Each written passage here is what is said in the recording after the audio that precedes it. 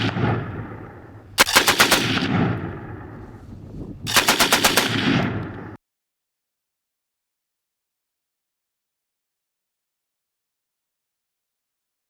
guys, thanks for tuning in to another video episode of the Forgotten Weapons Library. I'm Ian, and I have found the book I'm getting myself this year.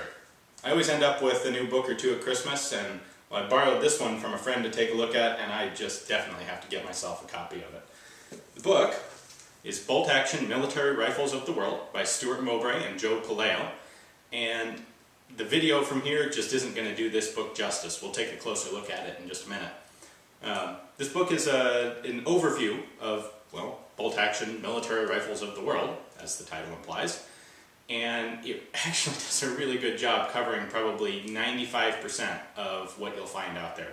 Some of the really weird stuff isn't in here, but this book does cover all the major variants, including stuff you just very rarely see. For example, in the Japan section, it covers both the Murata rifle and the Murata carbine. I know I don't see either of those very often, but they're both in here. And the photography is just outstanding. So let's take a look inside. Let me show you what I'm looking forward to getting myself for Christmas.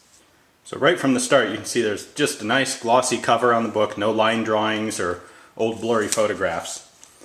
And I knew this was going to be a good read right from the very beginning, when we start off with a couple detailed exploded part diagrams of different major bolts from bolt-action rifle systems. You know, this is just cool. This is what we're looking for here at Forgotten Weapons. And then the coverage only gets better. There are a whole bunch of, I mean, you name it, weird countries, they're covered in here. There's a section on the Boer republics. You don't really find that very often in a good reference book. We have Greece, we have Russia, we have Finland, we have China,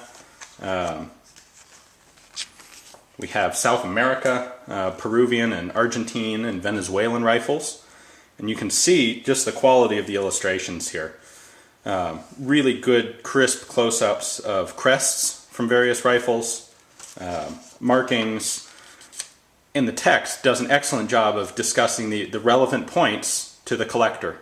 What elements you're going to see on some rifles that are different from some others, how versions differ. For example, with the Boer War Mauser carbines, for example, the standard Chilean rifle has a third safety lug on the bolt, and the rifles sold to the Orange Free State do not.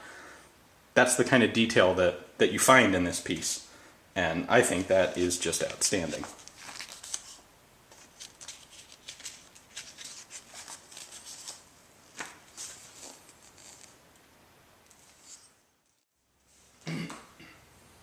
So as you guys can see, this book is as much excellent reference material as it is just a really nice coffee table book to show off to friends and neighbors.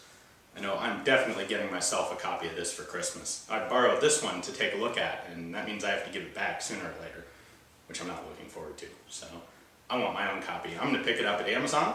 You can take a look below the video and find the link yourself. It's an expensive piece, but I know for my money it's well worth it. I think this book will be extremely valuable to me.